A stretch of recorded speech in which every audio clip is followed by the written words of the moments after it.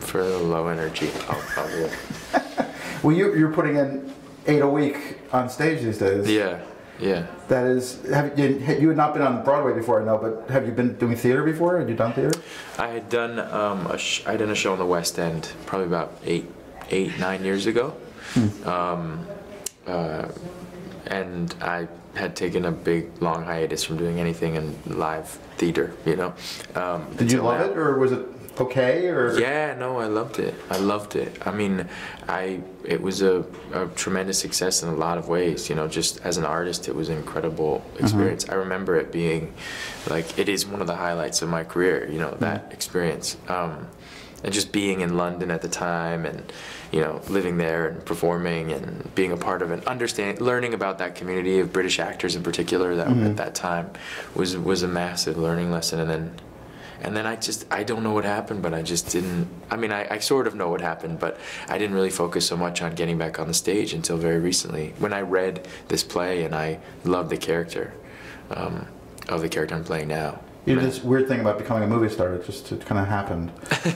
You couldn't stop yourself. Strangely, that does sort of happen. Like, and in your 20s, I feel like, which is when a majority of all that stuff started to happen, was I think you just sort of you do the best you can listening to yourself, but you also follow different people's leads and try and learn from it. So I mean, that sort of ended up happening, and then I sort of hit 30, and I was like, wait a second, I want to get back on stage again and do this thing that I love doing so much, and it happened. Well, all of your choices lately, actually, I guess for film as well. I mean, are we in the post-ab phase of Jake Gyllenhaal's career? Is that aptly put, or should I say, aptly put? I think. Yes and no. I mean, I don't know. Yeah, I guess if it's about, to me, if it ends up being about vanity or something like that, then it's just the wrong direction, you know. And I think ultimately, if it's about, you know, what you feel and what moves you and what roles you want to play or what people you want to work with, or if those are the choices and that's how it's done, then I think, you know, that's what fulfills me. So whether it's post or not, I think I always was doing that, you know. Right. My intention always, whenever I go into any creative sort of environment or experience, is to give my all, you know. I mean, I care a lot, you know, and it always has been like that. Well, it's funny because you go back to like October Sky, or you go back to the early stuff and Moonlight Mile, all very kind of, you know, low key arty guy thing, and then all of a sudden you became, you know, the pretty boy in Hollywood that they all wanted. And it's a different career kind of seemed to have happened. Yeah, I mean, it's funny, I guess what happens is you grow up with the kid, like, as the kid who has, like, you know, can't see much and has really thick, like, glasses and is a total nerd, and then, you know, somehow you do a couple roles and then you become something else, and it happens all the time. I mean, I feel like you play one role and then everybody thinks of you as one way, obviously, and it's a story you've heard a million times, is you know, and vice versa. I don't know. I think, to me, when I first started acting, it was really about learning from the people around me. You know, I mean, and just because of my age, because I was a young actor, you know, I started off maybe even too young at a certain point, but it was when the opportunities came, and it's when I took them. And then I think, you know, at a certain point, it was, not to say it didn't become that, but I think you start to work, and you're working a lot, and to have the space to create a character, to have the space to understand the story, to give even more to a story than is already there. I think it becomes harder when you're movie after movie, you know, to put that focus in. And so I think I just stopped and went, like, I'm gonna take the time and put the focus that I'm, you know, maybe not the sharpest tool in the shed, you know. Maybe I need a little more time than most people to really commit to my work. Well, everybody, I think, has that, you know, that those events happen and you kind of go with the role, and you know, it changed. I mean, but even like Love and Other Drugs, I think, was more of a complex role and more of what had been your work earlier, and yet people saw it as just a sex movie. Right. And I think it got, you know, derailed for Ed as well. Yeah. It was an interesting thing, because I guess once people see what it's the Geely complex, where they can't actually see the movie for the People magazine cover or whatever. Yeah. I mean, I think the most important thing is to be able to create an environment where you can actually aptly and also accurately play a character where an audience believes it, you know. And that's, to me, like, ultimately the character's most important, but the audience and them believing it is the most important part. And to create a life where you can do that is what, you know, my goal is, what I want to do. So did the David Ayer script seem like a turn, or did it just seem like another piece you liked, the character and wanted to do the work? It was a world, when I first read David's script, it was a world that I just didn't know at all. I was totally unfamiliar with, and was, I had known from, obviously, like, a lot of different, like, cop genre movies and things like that, and even Dave's movies. But it was a world that I think it wasn't even like the police or the, you know, gangsters, any of that. I think it was about friendship. You know, what I was drawn to immediately was this kind of love story, you know, like these two friends who would do anything for each other, and it was in an environment where that friendship was constantly threatened, like, every moment. And I think that adds for great tension and great storytelling, and it also just adds for, you know, great stakes as an actor to play all the time, knowing that, you know, what you have inside a car is safe, and the second you hop out, you know, it's gonna be threatened. And I loved that idea, but particularly I loved their relationship, and that was everything to me. I mean, you know, it could have been like, I could have read and been like, you know, oh, it's a cool cop movie where it's an interesting tough guy cop, but I wasn't fascinated by that. I was really fascinated by the relationship. And Pena is really hard to work with. Well, yes, as people could say, he's difficult. The most difficult guy in the world. There's something about him that is just so open and easy, and I mean, it's surreal, actually, because I remember I met him first on, I guess, World Trade Center. Yeah. And it was just like, already he was kind of like just a guy you just wanted to hang out with. Yeah. I mean, he is very honest, I think, sometimes to a fault. And I think that's what makes his acting really interesting. It's what's fun to work with, you know. But yeah, he's fun to hang out with. He's fun to hang out with. He's also, you know, we definitely got on each other's nerves, that's for sure. But that only happened when I felt like we were really becoming good friends, you know. But I love, man, working with Michael. I mean, we were together for 5 months, you know. We spent 5 months together on pretty much every single day. And that was... And anybody's nerves after a while. Not on his. I mean, it's just great to hang out with me all the time. I'm just a joy. But no, like, I love Michael. He's incredible. I mean, he's an incredible actor, but he's a great, wonderful guy too. So how do you go after this character? Is it just what's on the page and you start working on it, or are you and David in collaboration discussing all the details all along, or? It's everything all at once. I mean, it's about spending time with David and Michael, and just the day-to-day rehearsing and talking. We would get together probably once or twice a week at David's house. We'd have a meal, and we'd all be discussing whatever the week to come was, and also stuff about the story, and we'd rehearse, and Michael and I would rehearse all the time, and we'd do all the things that you would normally do. And then in terms of research, it was like beyond normal. It was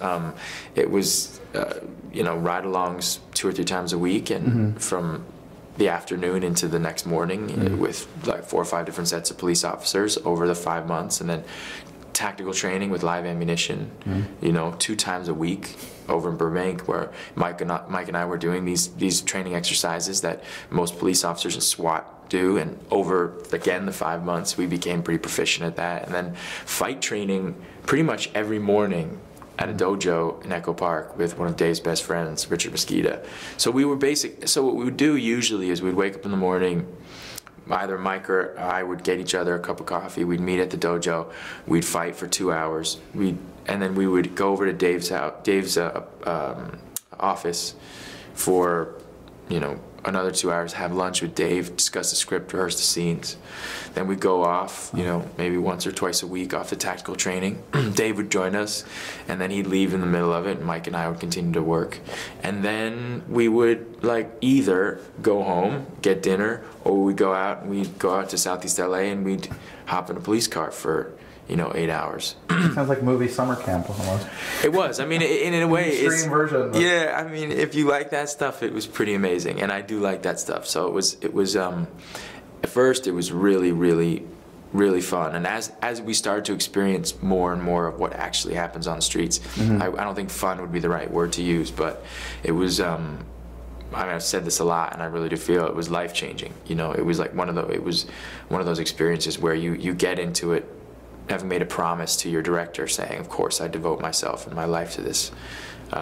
And then you realize as you're doing it that, you know, you had no idea what you said when you made that promise. And it was for real. Like, every moment really was for real. And so the movie exists as a thing for me, just as a human being, and then also an experience as an artist.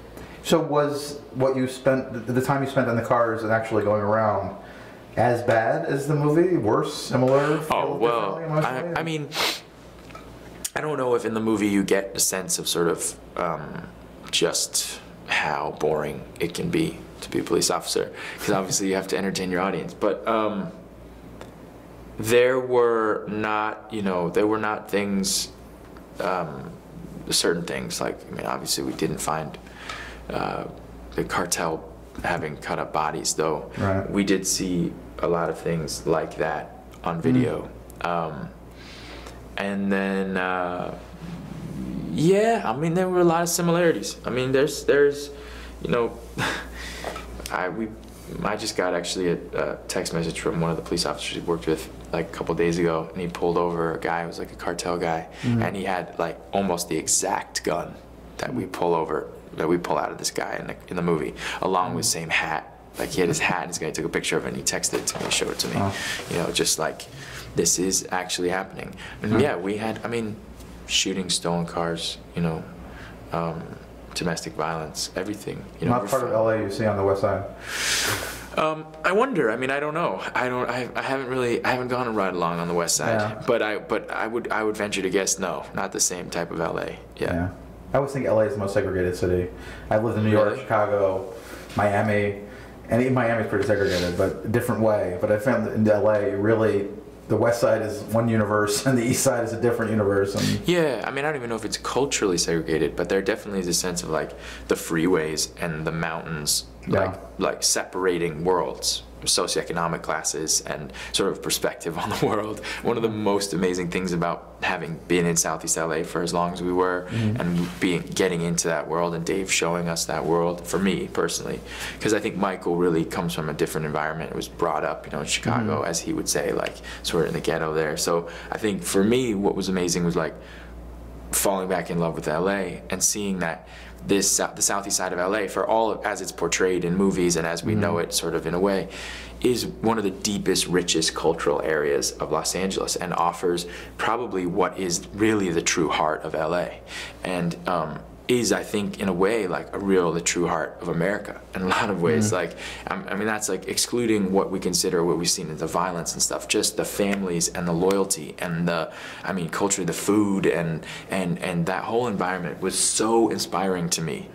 It made me feel like we talk about career and all these things, and ultimately you are an actor, or you are in the film business in one way or another, to experience life, hopefully, and you get so far removed from it, you know, because you're creating something that is not necessarily reality, you know, and so you maybe start living in a non-reality. But the wonderful thing about making movies is the ability to actually jump into reality and learn from people who are actually doing real jobs, you know.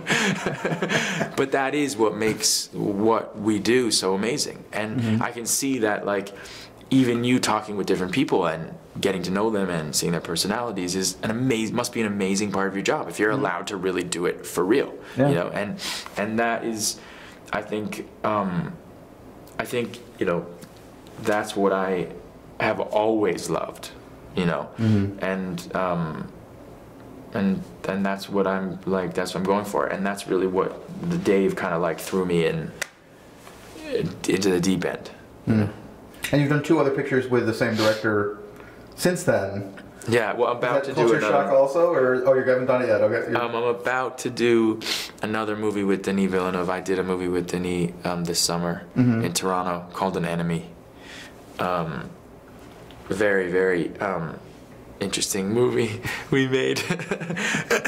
We'll see what that's like. It's a very trippy movie. But we had a wonderful time working together, just an incredible time, and so... But he's really culturally Canadian. He's not just happened to be shooting in Toronto, you know, because it's not New York and it's cheaper. Yeah, He's really, like, no. He shot like Toronto for Toronto, Yeah. and he is actually from Montreal. Right. He's full-on Quebecois, Canadian. yeah. So it was not like pretending to be anything else.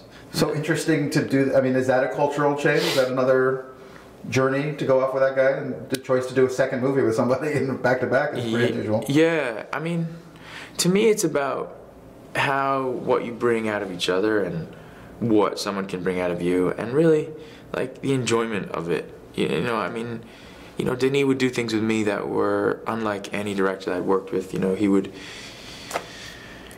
roll for 20 minutes, you know, and we would try and discover things. There was never any rules, you know, and I mean, obviously it was a very technical movie because I play two roles, so I'm acting with myself sometimes, so there's a lot of technical stuff that we had to do and a lot of rules to follow. But in terms of emotionally, he was always, you know, allowing me to discover things within a space that he allowed to be sort of his, that he created, but for me, you know, and that was why I wanted to work with him again. You know, I mean, you know, it's a completely different story. It's sort of not conventional, but more conventional than the one that we were doing. You know, it was a small movie we did, and this one's a larger size movie and with a more conventional storyline. But like, I think it wasn't even exploring cultures as much. It was just like finding somebody who was sort of out of the system of certain ideas and ways of going about it and trying something new, and that inspired me. So I wanted to work with him again, and thankfully he wanted to work with me again. It's like, you know, but... So was the shooting of End of Watch different than other shoots? I mean, it feels much more improvisatory visually, and that, you know, it actually reminded me a lot of Michael Mann's Collateral, though with better cameras. I felt like it was it was like the technology's improved to be even more loose than Michael had been. Though Michael's never loose, but it just felt he managed to capture what felt like documentary style images. Yeah. Did it feel that way shooting it, or did it feel more like a conventional movie than it looks like? No, it wasn't conventional at all. I mean, you know, we had cameras rolling all the time, but more than that, I was filming a lot of stuff, you know, so what I found really amazing was oftentimes you're working with actors, and, you know, obviously you're acting yourself, and the director or like cinematographer, all the other people making the movie, you'll finish a take on somebody, and you know, you move on, the camera will move over and you move it somewhere else, and everything would change. And on this movie, what was interesting was that it was like 360 degrees all the time. So we had prepared so that we could exist in a 360, you know, real world environment where whatever came to us, even if we were interacting in our uniforms with somebody who was really on the street in Southeast LA, that we'd be able to interact with them as police, that David could, you know, feasibly turn a camera on and shoot us with it, and we did that all the time. There was a lot of stuff where we were really pretending like we were police officers when we really believed that we were. And so what happens is, I feel like, is that, you know, the camera will move away and everyone will be done, and then an actor will start doing something really incredible. You know, like almost as if it's a total unconscious behavior that is not for the camera, but just is the character themselves existing in the moment without any sort of sense of formality, like with the camera in front of them, you know? And I'm sure you see that all the time. It's like you go into an interview and like someone's themselves, and then all of a sudden they know the camera's rolling, and it, you know, whether they or not they are themselves, there is a feeling of presentation. Yeah, the best 5 minutes of any interview is after the interview. Right? Yeah. Well, that's like relaxes a little. Yeah, like that's and what would happen was Dave would say, and I have this instinct of, you know, let's say Mike would be doing something and we'd be moving on, we'd be rushing around because we shot the movie in 22 days, and, you know, we're trying to desperately get everything we can. I'd go to the sound department and say, guys, we roll. I'm gonna roll. I'm Michael. You know, and I had always had a camera on me that they gave me, and I would roll on Mike, and we would sometimes we'd improv, sometimes we'd do the scene again, you know, like, and I'd put it on me and on him, and then he'd hold the camera and I'd hand it to him, and then he would film me, and there was a sense of all that stuff being blown out, like, you know, it isn't like a found footage movie. You know, it isn't that. It is a movie where, you know, we're allowed to exist in a 360-degree world at all times, and that to me was like what was. But not a simulated one, a real one. You actually were doing it. And then we were actually shooting footage yourself. Actually shooting the footage yourself, not pretending shooting. Well, there's this one moment in the movie where there's this car crash on a dash cam, which was actually a crash that Michael and I were in, where like Mike was driving the car and it's all dash cam, and I'm sitting in the passenger seat. We're supposed to hop out. And we're supposed to chase the guy at the very end of the movie where we get ambushed. And so we're in the car, Dave's in the back, Roman, our cinematographer's in the back. And you know, in a cop car, obviously there's a gate in the back, and then the back doors don't open from inside. So they had taken the anti-lock brakes off of the car because it was shaking the camera footage, like on our coverage. So they took off the anti-lock brakes, and we didn't know, but we had the street had been completely repaved. So we were chasing the car, and all of a sudden the van in front of us stops, and then Mike brakes and we slide like 150 feet, like bam, into the car, like smash the car. And in my head, I'm like going, we only have one car. Like, what are we gonna do about? Like, I'm just like, I said to Mike, I was like, get the fuck out of the car now. And all of it is in the movie. So we hop out, whatever, it's all, you can see it, it's in the movie, the real car crash, and the airbags deployed, it was like a mess. Mike didn't put the car in park, you know, Dave and Roman were stuck in the back and couldn't get out, and we were running out, and the car was bumping into the back of the other car, and then started rolling into the middle of the street. And anyway, the cops who we had trained with came out after that take. Some of them, you know, they would roll up all the time. You know, we were shooting in Newton, so a lot of the guys that we worked with could come over into the area we're shooting in and just stop by and say hi while they're on patrol. So like they came around. They were our friend Eric and Nick. They were on patrol, and they came to watch the monitor in this shot because it was sort of like a big scene we're shooting that night. And we were like, oh my God, we ruined the car's ass. He's like, that happens. I remember Eric saying, that happens all the time.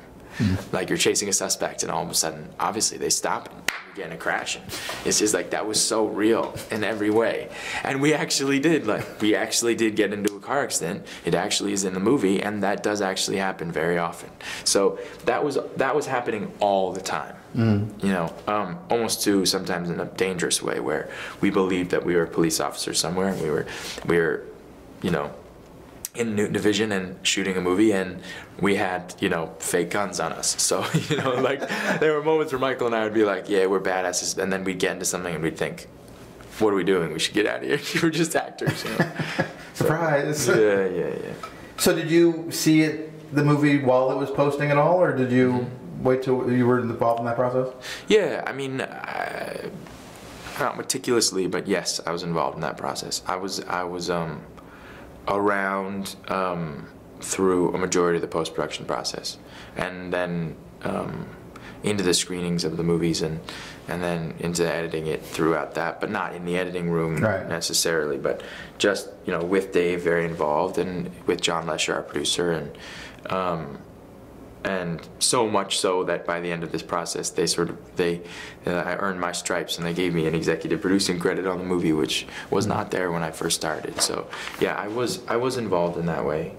You know, I think if you start that far ahead of the crew, you know, like we did in this movie, you know, you're gonna have to end the same way. You know, the trajectory is just as far as you started. So you weren't really surprised by what ultimately he put together in the film?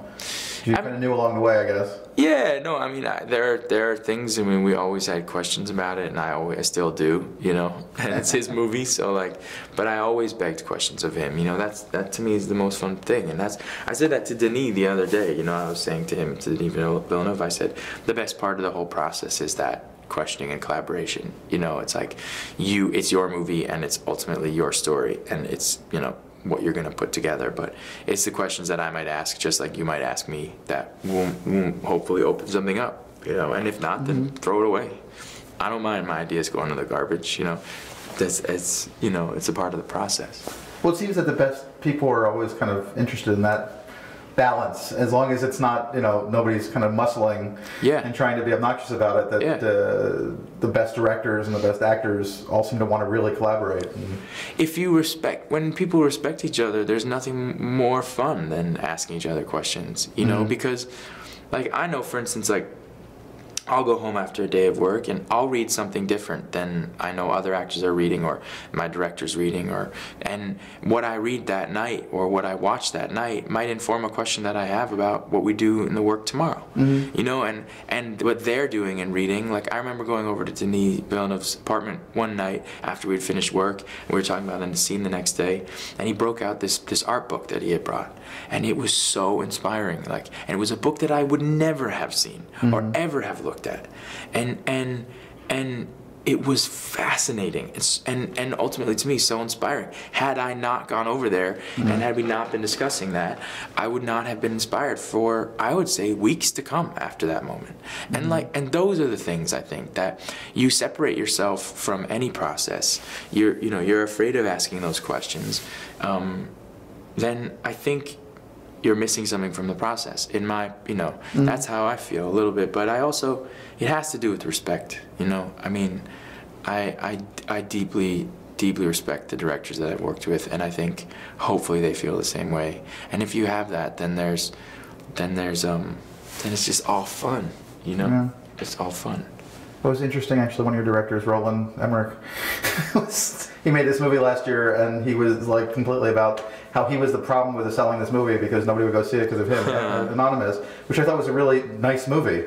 But it was like now he's back to making exploding things. Right. But one of the actors who was on the new movie was like, well, it seems like I'm going and doing something, blowing stuff up and all that, but ultimately my work is the same work. It really still matters to me, even though it may be on this other scale and the world may be coming to an end.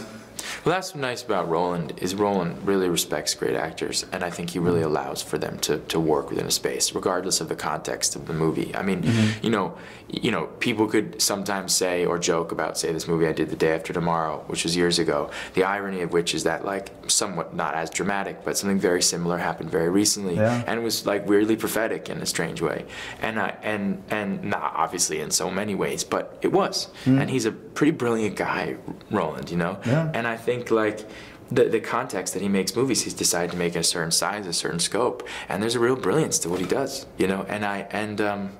and that the fact that he's tough on himself is like clearly that he's a good artist. It's so clear. Well, the level of success is remarkable. People kind of forget to put him in a class with Chris Nolan and those guys. Yeah. But his movies make that kind of money. His movie made I think $50 million less than Inception that year, and all anybody could talk about is Inception. Right. And people, you say 2012, and they're like, what? Huh? But yeah. He's remarkably skilled at entertaining large numbers of people. And the ideas behind it are interesting too. Yeah. I mean, really interesting. And 2012, at least I remember him talking to me about it early on, and he was saying just about the Mayan calendar and talking about those ideas. And, communicating those ideas on a massive scale is a very hard thing to do.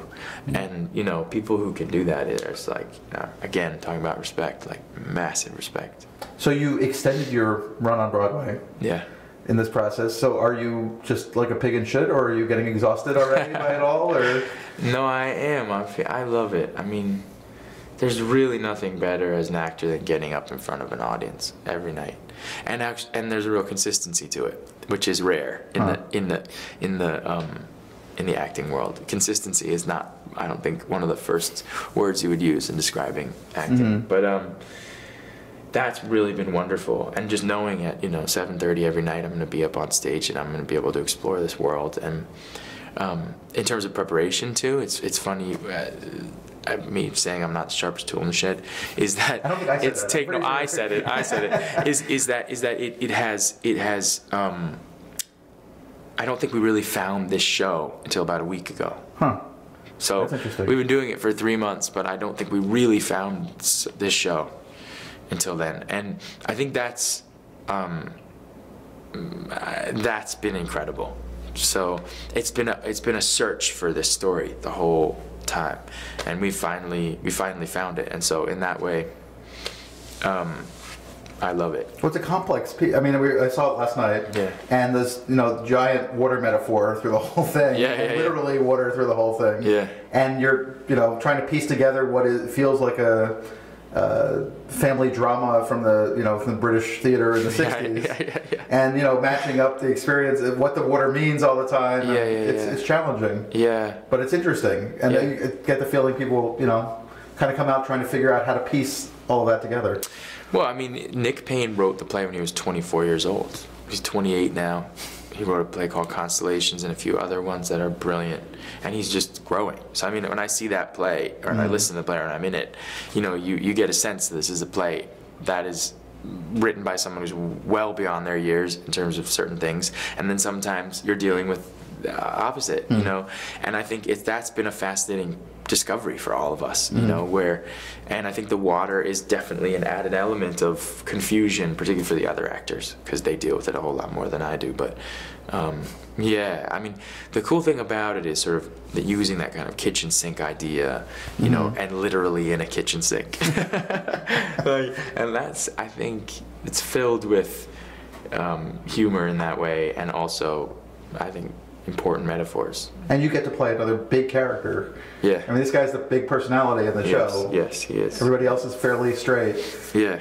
So was that part of the attraction, or is that just you like the script and? Definitely. I mean, I think part of the attraction was the character, and just how sort of far away from me he is, and also sort of how close in certain ways too. But definitely exterior is far away from myself, even just culturally and how he talks and everything. And the tattoos. Right, yeah, and the tattoos. That's right. That is far. Yeah, thanks. It's falling off. But yeah, I loved the way he spoke, and I loved that he was trying his best to do his best, and that made a mess of many things,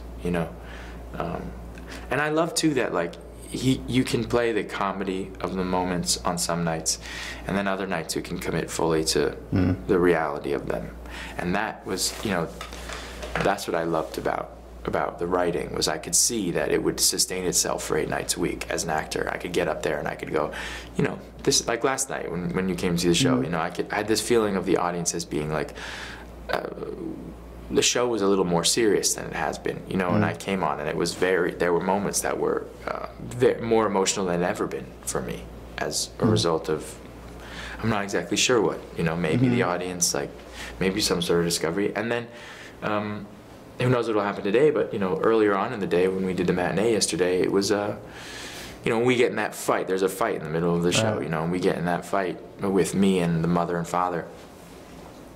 Last night it was so intense, and sometimes it's not as intense. Sometimes when I call her a cunt in the middle, it's just sort of thrown away. I mean, that's what I love about it, and that's what I loved about it when I read it. I just thought it was lasting, and it was open for interpretation every night, and the character was, whether or not he was big or showy or whatever, it was really about the dialogue and the relationships. He's the least eloquent of everybody of the group. Yes. And the one who's also trying to say the most. Yes. It's an interesting... As you can see, there are similarities with me and him.